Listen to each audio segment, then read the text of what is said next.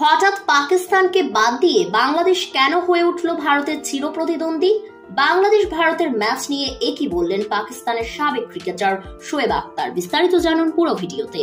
ক্রিকেটকে বলা হয় ভদ্রলোকের খেলা। সেই খেলার রন্ধ্রে রন্ধ্রে মিশে রয়েছে রাজনীতি বা কূটনীতির মতো বিষয়।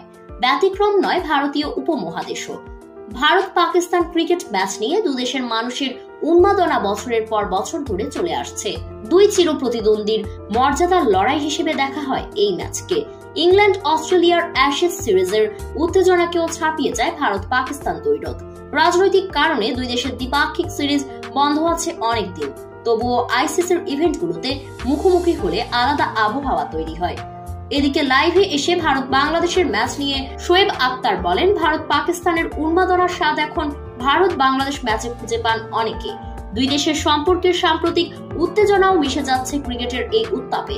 চ্যাম্পিয়ন্স ট্রফিতে বৃহস্পতিবার দুই প্রতিবেশী দেশ মুখোমুখি লড়াইয়ে নামছে।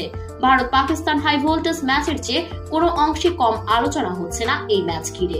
অনেক ভক্তরা বলছেন, আমাদের চ্যাম্পিয়ন্স ট্রফি দরকার নেই, 20 তারিখে ভারতের বিপক্ষে ম্যাচটা জিতলেই হবে।